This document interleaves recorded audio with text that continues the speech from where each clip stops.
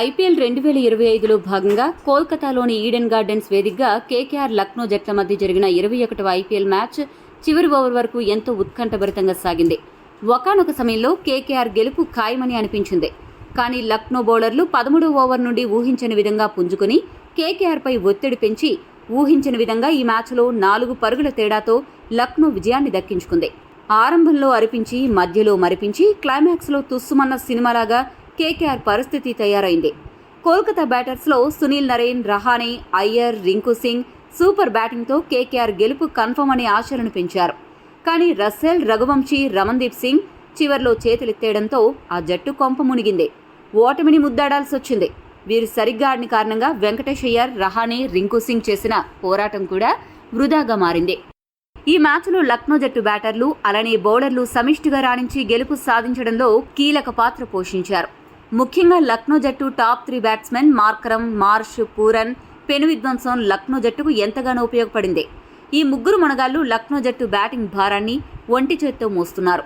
ఈ మ్యాచ్లో పూరన్ పూనకాలు తెప్పించే ఇన్నింగ్స్ కారణంగానే లక్నోకు గెలుపు సాధ్యమైంది.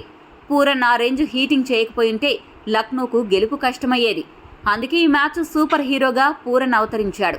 అదే సమయంలో లక్నో బౌలర్స్లో దిగ్విష్ రతి సూపర్ బౌలింగ్తో ఆకట్టుకున్నాడు. చాలా మంచి ఎకానమీతో బౌలింగ్ చేశాడు.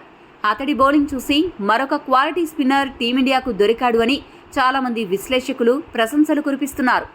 దీంతో పాటు చివర్లో శార్దుల్ ఠాకూర్, ఆవేష్ ఖాన్ డెత్ ఓవర్లలో బాగా బౌలింగ్ చేయడం, చివరి ఓవర్లో రవి బిష్ణోయ్ 24 పరుగులను డిపెండ్ చేయడంతో లక్నో గెలుపు తీరాలకు చేరింది. ఈ మ్యాచ్లో గెలిచిన లక్నో జట్టు 6 పాయింట్స్కి చేరుకుని వారి స్థానాన్ని మరింతగా మెరుగుపరుచుకుని టేబుల్లో 6వ స్థానం నుండి 4వ స్థానంకి ఎగబాకింది. మొత్తానికి లక్నో జట్టు నెమ్మదిగా వారి స్థానాన్ని మెరుగుపరుచుకుంటూ ప్రత్యర్థులకు దడ పుట్టిస్తున్నారు. మరోవైపు కోల్కతా జట్టు సొంత గడ్డపై అనూహ్యంగా ఓడిపోయి 5వ స్థానాన్ని కోల్పోయి 6వ స్థానంకి దిగజారిపోయింది. ఈ మ్యాచ్ హైలైట్స్ విషయానికొస్తే టాస్ గెలిచిన కోల్కతా జట్టు మొదట బౌలింగ్ చేయాలని డిసైడ్ అయింది. బ్యాటింగ్కి దిగిన లక్నో జట్టుకు ఓపెనర్లు మార్కరమ్, మిచ్చెల్ మార్ష్ అదిరిపోయే ఆరంభాన్ని అందించారు. గత మ్యాచ్లో ఫామ్లోకి వచ్చిన మార్కరమ్ ఈ మ్యాచ్లో కూడా అదే దూకుడు కొనసాగిస్తూ బ్యాటింగ్ చేశాడు. ఇక మార్ష్ ఎప్పట్లాగే బాదడం తన డిఎన్ఏలో ఉందని నిరూపిస్తూ దూసుకుపోయాడు. వీరిద్దరూ అద్భుతంగా బ్యాటింగ్ చేస్తూ పవర్ ప్లేలో వికెట్ పడకుండా లక్నో జట్టు పైచేసి సాధించేలా చేశారు. కోల్కతా కెప్టెన్ అజింక్య రహానే ఎంతమంది బౌలర్లను మారుస్తున్నా ఎటువంటి ఉపయోగం లేకుండా పోయింది. ఒకానొక సమయంలో అసలు వికెట్ పడకుండా ఎల్ఎస్జీ భారీ స్కోరు సాధించేస్తారా అనే అనుమానం కలిగింది. కానీ వీరిద్దరూ కలిసి మొదటి వికెట్కు ఏకంగా 99 పరుగుల భాగస్వామ్యం నెలకొల్పిన తర్వాత 28 బంతుల్లో 168 స్ట్రైక్ రేట్తో 47 పరుగులు చేసిన తర్వాత హర్షిత్ రాణా బౌలింగ్లో మార్కరమ్ క్లీన్ బౌల్డ్ అయ్యాడు. మొదటి వికెట్ పడిన తర్వాత వచ్చిన 1 డౌన్ బ్యాటర్గా వచ్చిన పూరన్తో కలిసి మార్ష్ మరోసారి విధ్వంసాన్ని మొదలుపెట్టాడు. ఈ ఇద్దరు బ్యాటర్లు బంతిని బౌండరీ బాదడమే మా లక్ష్యం అన్నట్లు బ్యాటింగ్ చేశారు. ఈ ఇద్దరూ కేవలం 30 బంతుల్లోనే 71 పరుగుల భారీ భాగస్వామ్యాన్ని నెలకొల్పారు. వీరిద్దరి ఊచకోత చూసిన తర్వాత కోల్కతా బౌలర్ల గుండెల్లో ఖచ్చితంగా రైళ్లు పరిగెత్తుంటాయి. ఇక మిచ్చెల్ మార్ష్ సెంచరీ చేస్తాడు అనుకుంటున్న తరుణంలో 48 బంతుల్లో 169 స్ట్రైక్ రేట్తో 81 పరుగులు చేసిన మార్ష్ రస్సెల్ బౌలింగ్లో భారీ షాట్కి ప్రయత్నించి రింకు సింగ్కు క్యాచ్ ఇచ్చి అవుట్ అయ్యాడు. మార్ష్ అవుట్ అయినా పూరన్ మాత్రం పూనకాలు తెప్పించేలా హిట్టింగ్ చేస్తూ కోల్కతా బౌలర్లకు గుబులు పుట్టించాడు. సిక్సర్లు, 4లు మాత్రమే కొడుతూ కేకేఆర్ ఫీల్డర్లకు అసలు ఎటువంటి పని లేకుండా చేశాడు. 200 పైగా స్ట్రైక్ రేట్తో కేవలం 21 బంతుల్లోనే అర్ధ సెంచరీని పూర్తి చేసిన పూరన్ ఆ తర్వాత మరింత భీకర హిట్టింగ్తో కేవలం బౌండరీలు, సిక్సర్లు మాత్రమే బాదుతూ వెస్టిండియన్ పవర్ ఏంటో చూపించాడు. పూరన్ దెబ్బకు హర్షిత్ రాణా వేసిన 17వ ఓవర్లో 15 పరుగులు, రస్సెల్ వేసిన 18వ ఓవర్లో ఏకంగా 24 పరుగులను లక్నో రాబట్టింది. దీన్ని బట్టి అతని విధ్వంసం ఏ స్థాయిలో కొనసాగిందో అర్థం చేసుకోవచ్చు. ఇక ఓ 2 మ్యాచ్ల్లో మెరుపులు మెరిపించిన అబ్దుల్ సమద్ మళ్లీ ఎప్పట్లాగే తనలో ఒరిజినల్ ఫామ్ అలానే కొనసాగుతోందని నిరూపిస్తూ 4 బంతుల్లో 6 పరుగులు మాత్రమే చేసి హర్షిత్ రాణా బౌలింగ్లో క్లీన్ బౌల్డ్ అయ్యాడు.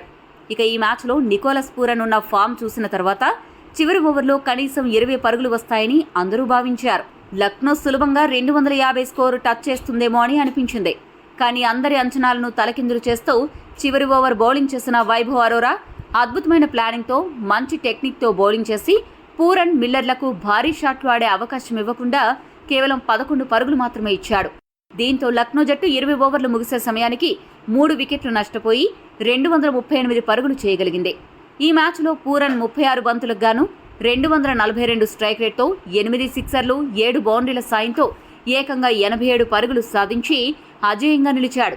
విధ్వంసానికి పర్యాయపదంగా మారాడు. ఇక డేవిడ్ మిల్లర్ 4 బంతుల్లో 4 పరుగులు చేసి చివరి వరకు నాటౌట్గా ఉన్నాడు. కోల్కతా బౌలర్స్లో హర్షిత్ రాణా 2 వికెట్లు పడగొట్టగా రస్సెల్ 1 వికెట్ దక్కించుకున్నాడు. వైభవ్ అరోరా, వరుణ్ చక్రవర్తి ఈ ఇద్దరు ఎటువంటి వికెట్లు దక్కించుకున్నప్పటికీ కొద్దిగా మంచి ఎకానమీతో బౌలింగ్ చేయగలిగారు. వైభవ్ అరోరా 8.80 ఎకానమీతో బౌలింగ్ చేయగా వరుణ్ చక్రవర్తి 7.80 ఎకానమీతో బౌలింగ్ చేశాడు. వీరిద్దరూ మినహా మిగతా బౌలర్లందరూ కూడా సగటున ఓవర్కు 12కు పైగా పరుగులు సమర్పించుకుని తీవ్రంగా నిరాశపరిచారు. స్పెన్సర్ జాన్సన్ అయితే ఏకంగా 15 పరుగులకు పైగా సమర్పించుకోగా రస్సెల్ ఓవర్కు సగటున 16 పరుగులు అర్పించుకున్నాడు. అలా కోల్కతా బౌలర్లను లక్నో బ్యాట్స్మెన్ ముఖ్యంగా పూరన్ పిచ్చకొట్టుడు కొట్టడంతో లక్నో బౌలర్లకు పీడకల మిగిలింది.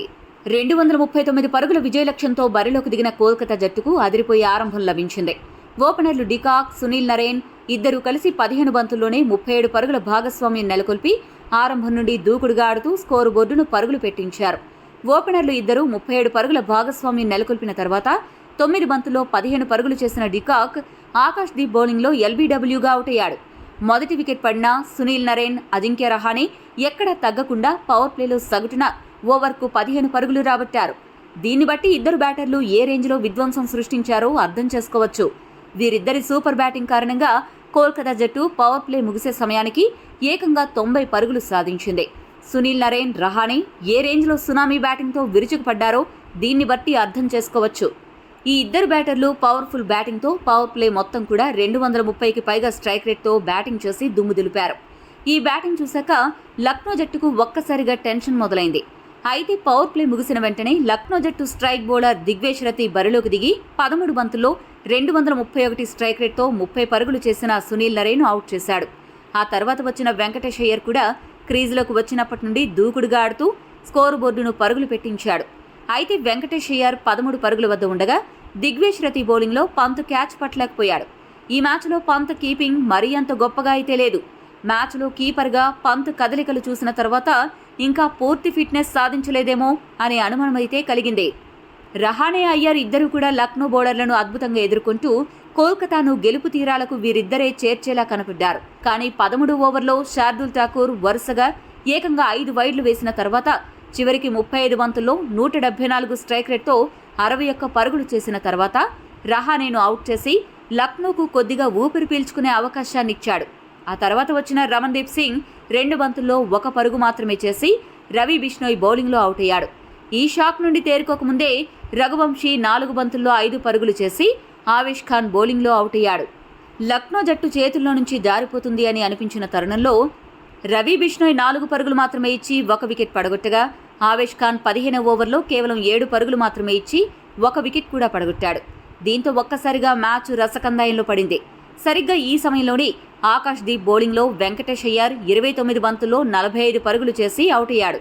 అయ్యర్ లాంటి కీలక వికెట్ కోల్పోయాక ఆ సమయంలో ఫినిషర్లుగా పేరు సంపాదించిన రస్సెల్, రింకు సింగ్ ఇద్దరూ కూడా క్రీజులో ఉండడంతో ఇంకా కోల్కతా జట్టుకు గెలిచే అవకాశం ఉన్నట్లు కనపడింది. కానీ 4 బంతుల్లో 7 పరుగులు చేసిన రస్సెల్ లార్డ్ శార్దుల్ ఠాకూర్ బౌలింగ్లో భారీ షాట్కు ప్రయత్నించాడు. కానీ మిల్లర్ అద్భుత క్యాచ్ పట్టడంతో రస్సెల్ పెవిలియన్ చేరాడు. దీంతో భారమంతా కూడా రింకు సింగ్ పైన పడింది. 13 ఓవర్ నుండి 17 ఓవర్ వరకు లక్నో బౌలర్లు ప్రతి ఓవర్లో 1 వికెట్ పడగొట్టి తక్కువ పరుగులు ఇచ్చి కోల్కతా స్పీడుకు పూర్తిగా బ్రేకులు వేశారు. మెల్లిగా వారి గెలుపు ఆశలను ఆవిరయ్యేలా చేశారు. కానీ 12 బంతుల్లో 38 పరుగులు చేయాల్సిన్నప్పుడు 18వ ఓవర్ ఆరంభంలో వరుసగా సిక్సర్, బౌండరీతో రింకు సింగ్ ఒక్కసారిగా గేర్లు మార్చి లక్నో జట్టుకు బీపీ పెంచి కోల్కతా జట్టుకు గెలుపుపై గెలుపు ఆశలు చిగురించేలా చేశాడు. ఇక చివరి ఓవర్లో 24 పరుగులు చేయాల్సిన్నప్పుడు రవి బిష్నోయ్ 19 పరుగులు మాత్రమే ఇచ్చి కేకేఆర్ బ్యాటర్లను కట్టడి చేయడంతో ఈ మ్యాచ్లో లక్నో జట్టుకు గెలుపు వశమైంది. ఈ మ్యాచ్లో కోల్కతా జట్టు 20 ఓవర్లకు గాను 7 వికెట్లు నష్టపోయి 234 పరుగుల వద్ద ఆలౌట్ అయ్యి 4 పరుగుల తేడాతో ఓటమి పాలైంది. లక్నో బౌలర్స్లో ఆకాష్ దీప్, శార్దుల్ ఠాకూర్ ఇద్దరూ కూడా ఓవర్కు సగటున 13 పరుగులు సమర్పించుకున్నప్పటికీ చెరకు 2 వికెట్లు దక్కించుకోగలిగారు. మిగిలిన బౌలర్లలో ఆవేష్ ఖాన్, దిగ్వేష్ రతి, రవి బిష్నోయ్ ఒక్కొక్కరు ఒక్కో వికెట్ దక్కించుకున్నారు. అలా ఈ మ్యాచ్లో లక్నో జట్టు మంచి విజయాన్ని సాధించగలిగింది. ఈ వీడియో మీకు నచ్చితే లైక్, షేర్, కామెంట్ చేయండి. మరిన్ని స్పోర్ట్స్ అప్డేట్స్ కోసం మా ఛానల్ను సబ్స్క్రైబ్ చేసుకోండి.